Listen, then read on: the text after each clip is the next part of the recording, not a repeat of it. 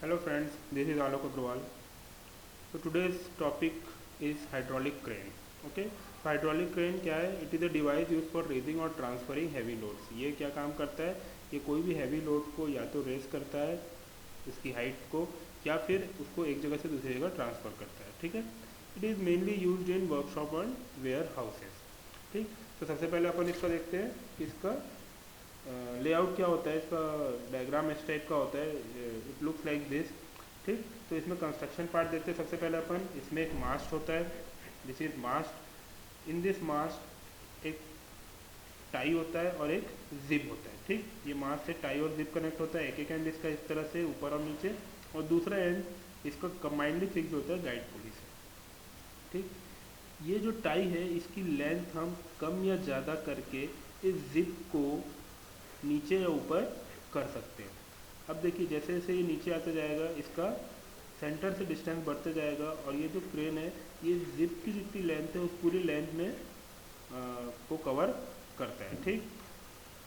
ये जो मास्ट है, जिप है, टाई है, ये जो वर्टिकल एक्सिस है इसके अबाउट रिवॉल्व कर सकता है, ताकि वो चारों में से किसी भी तरफ, हर तरफ अपना लोड को, जो भी लोड वो उठा रहा है उसको प्लेस वापस कर सके.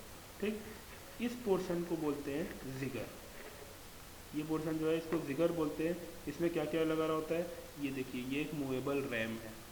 ठीक. ये फिक्स्ड सिलेंडर है. ठीक. मूवेबल रैम के साथ जो पुली अटैच होती है वो मूवेबल पुली होती है, और फिक्स्ड रैम के साथ, फिक्स्ड सिलेंडर के साथ जो पुली अटैच होती है उसको हम बोलते हैं फिक्स्ड पुली, और उसको ब्लॉक भी बोल सकते हैं. ठीक है. ये पूरे के पूरे कॉम्बिनेशन को हम क्या बोलते हैं, जिगर. ठीक. अब इसमें और क्या है कि इसका जो एक एंड है, इस मूवेबल पुली का एक एंड है जो कि रैम है, वो रैम से यहाँ से एक रोप कनेक्ट होके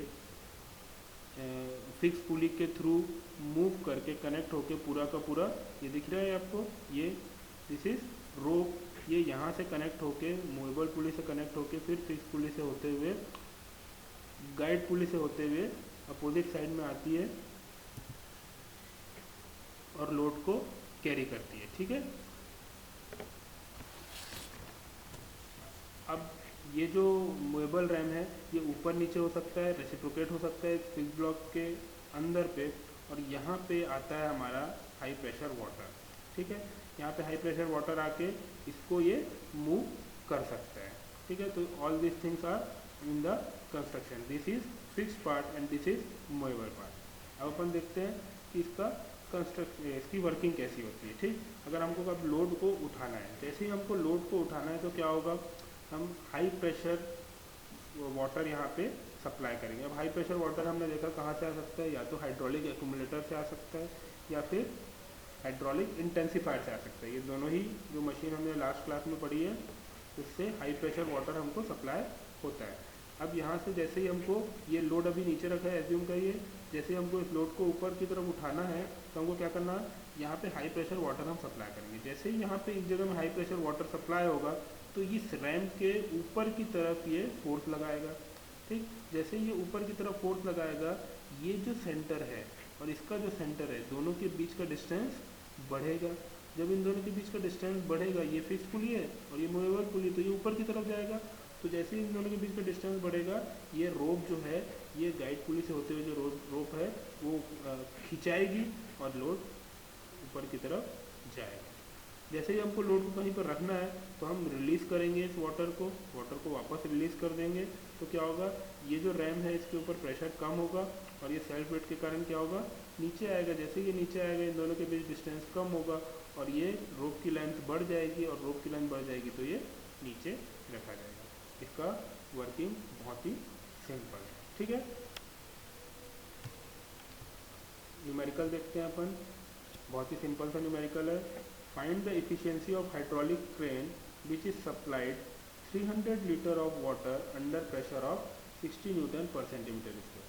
तो देखिए अपने को क्या बता रहा है, इफिशिएंसी पूछ रहा है, और क्या दिया हुआ है कि जो सप्लाई है वाटर का वो 300 लीटर है. 300 लीटर को हमको किस में कन्वर्ट करना पड़ेगा, मीटर क्यूब में कन्वर्ट करना पड़ेगा. और प्रेशर दे दिया है 60 न्यूटन पर सेंटीमीटर स्क्वायर। पास्कल लॉ के हिसाब से जिस प्रेशर से आ रहा है वो हर जगह डिस्ट्रीब्यूट होगा, तो रैम में जो प्रेशर लग रहा है उसको वो है 60 न्यूटन पर मीटर पर सेंटीमीटर स्क्वायर।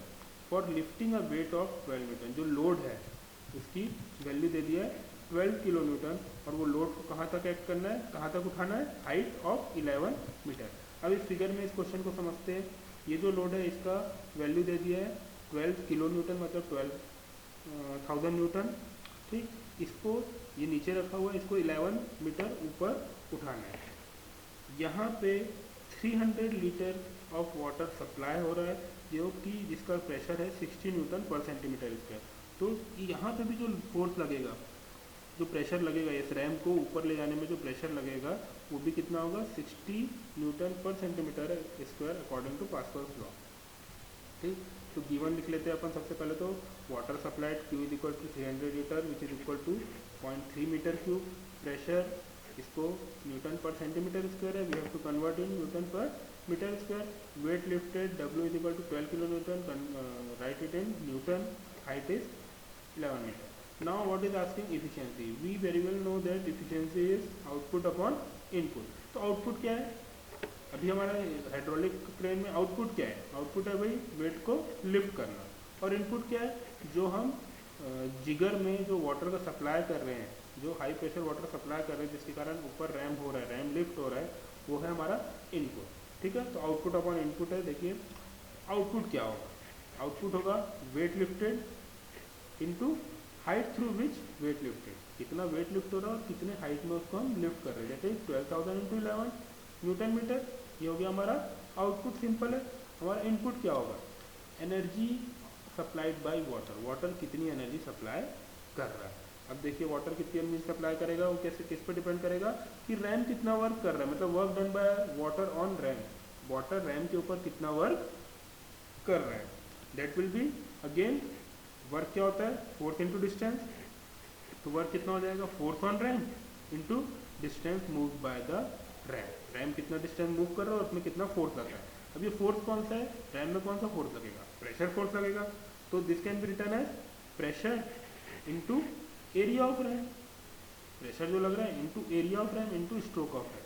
अब देखिए यहाँ पे प्रेशर तो दे दिया हमको 60 न्यूटन पर सेंटीमीटर स्क्वायर, लेकिन रैम का एरिया भी नहीं दिया है और उसका स्ट्रोक भी नहीं दिया, लेकिन हमको पता है एरिया इंटू लेंथ क्या होता है, वॉल्यूम होता है, और वॉल्यूम हमको दिया वाटर सप्लाई 0.3 मीटर क्यूब।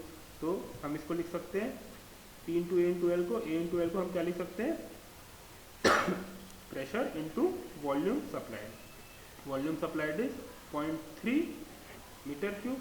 जब इसको मल्टीप्लाई करेंगे तो हमारे पास आ जाएगा 18 इंटू 10⁴ न्यूटन मीटर।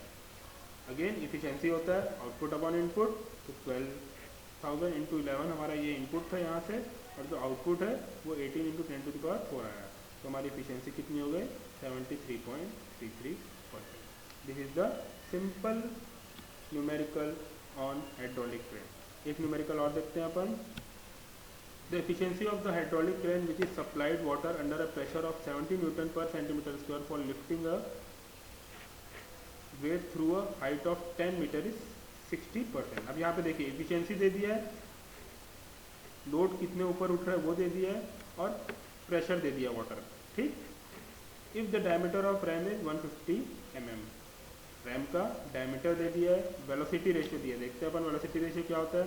पूछा क्या है, find the weight lifted by the ram. अब यहाँ पे क्या पूछ रहा है कि जो आउटपुट में जो वेट लिफ्ट कर रहा है उसका वेट कितना वो लिफ्ट कर सकता है, और उस वेट को लिफ्ट करने के लिए कितना water, volume of water required in litre to lift the weight, कितना वॉल्यूम ऑफ वाटर हमको चाहिए, ठीक है। तो अपन स्टार्ट करते हैं। सबसे पहले अपन गिवन लिखेंगे, तो इफिशियंसी दे दिया है जो कि हमको पता है आउटपुट अपॉन इनपुट होती है, प्रेशर दे दिया है, height through which weight is lifted 10 metre, diameter of ram 0.15 metre हो जाएगा। तो डायमीटर दिया है तो तुरंत हम क्या निकाल लेंगे, सबसे पहले एरिया ऑफ रैम π/4d², तो एरिया आ गया। Velocity ratio 6, pressure force on ram F is equal to P into A, pressure जितना रैम पे लग रहा है into area of ram, area of ram हमने निकाल लिया, प्रेशर दिया हुआ है, दोनों को मल्टीप्लाई करके हमने निकाल लिया कि प्रेशर फोर्स रैम पे अपवर्ड डायरेक्शन में क्या लग रहा है। इतनी चीज़ें हम गिवन कंडीशन से तुरंत निकाल लिए। अब आगे की तरफ स्टार्ट करते हैं। हमको पता है क्या efficiency is equal to output upon input. सबसे पहले अपन देख रहे हैं weight lifted by crane, weight कितना लिफ्ट क्रेन कर रहा है। तो आउटपुट क्या हो जाएगा, अगेन लास्ट क्वेश्चन में भी देखा था हमने, weight into distance move by the weight. ठीक, तो यही वेट की वैल्यू हमको निकालना है और distance move by the weight 10 metre हमको दिया हुआ है। डिनोमिनेटर में क्या आएगा, force into distance move by the ram. तो फोर्स हो गया और रैम कितना डिस्टेंस मूव करेगा। सेम फॉर्मूला है जो लास्ट क्वेश्चन में किए थे अपन। तो इफिशियंसी 0.6 दी हुई है, वेट हम एज्यूम कर रहे हैं W है, फोर्स हम F निकाल चुके हैं, सबकी वैल्यू रखेंगे। लेकिन यहाँ पे देखिए डिस्टेंस मूव बाय वेट वो भी नहीं दिया हुआ है, वो दिया हुआ है लेकिन डिस्टेंस मूव बाय फोर्स ये नहीं दिया हुआ है। इस इक्वेशन में एक W अननोन है और एक distance move by the force unknown है। लेकिन यहाँ पे हमको वेलोसिटी रेशियो दिया हुआ है। वेलोसिटी रेशियो हमको पता है, वेलोसिटी रेशियो होता है distance move bye output upon distance move by input.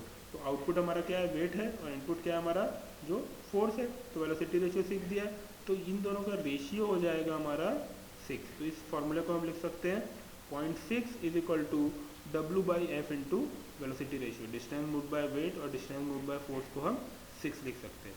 अब ये इक्वेशन रिड्यूस हो गया 1 अननोन में, क्योंकि एफ की वैल्यू हम ऑलरेडी 12369 न्यूटन निकाल चुके हैं। इसको पुट करेंगे तो हमको मिल जाएगा कि वो क्रेन कितना वेट लिफ्ट कर रही है। ठीक है, 1236.9 न्यूटन वेट लिफ्ट कर रही है। नेक्स्ट अब क्या पूछा है, इस वेट को लिफ्ट करने के लिए कितना वॉल्यूम ऑफ वाटर लगेगा। देखिए सिंपल है, same velocity ratio, same formula, distance move by weight, weight कितना डिस्टेंस मूव कर रहा है divided by distance move by ram, ram कितना मूव कर रहा है। ठीक, अब देखिए वेलोसिटी रेशियो 6 दिया हुआ है, distance move by wait h जो कि हमको पता है, और स्ट्रोक ऑफ रैम, रैम कितना मूव करेगा जितना उसका स्ट्रोक रहेगा। ठीक, तो अब यहाँ पे हम स्ट्रोक ऑफ रैम को हम एज्यूम करते हैं कि वो कैपिटल L है। तो हम पुट करेंगे तो हमको कैपिटल L की वैल्यू मिल जाएगी। हमको मिल गया कि ये जो रैम है ये 1.667 मीटर मूव करेगा, तब हमारा लोड 10 मीटर ऊपर की तरफ जाएगा। इमेजिन करिए फिगर को। Therefore volume of water required, volume कितना हो जाएगा, area of cylinder into this length, area into stroke length होता है। तो एरिया ऑफ रैम ले लेंगे, क्योंकि जो सिलेंडर रैम का एरिया रहेगा आउटर एरिया, वही सिलेंडर का इंटरनल एरिया रहेगा। Area of ram into stroke, A into L, area of ram अपन निकाल ही चुके हैं 0.01767 मीटर स्क्वायर इंटू स्ट्रोक, जो कि अभी हमने निकाला कि रैम कितना मूव करेगा। दोनों को मल्टीप्लाई करेंगे तो हमको मिल जाएगा 0.02945 मीटर क्यूब। अगर आपको इसको लीटर में लिखना है तो 10⁻³ से मल्टीप्लाई करके हम इसको लीटर्स में भी लिख सकते हैं। ठीक है, इसमें जनरली चांसेस है कि थ्योरी आने का, न्यूमेरिकल आने के चांसेस बहुत कम है, लेकिन हमने दो इंपॉर्टेंट न्यूमेरिकल देख लिए। अगर न्यूमेरिकल आएगा तो इन दोनों में से ही कोई एक जैसा ही आएगा, मिलता जुलता ही आएगा, लेकिन ज़्यादा चांसेस अगेन मैं बोल रहा हूँ थ्योरी आने का है।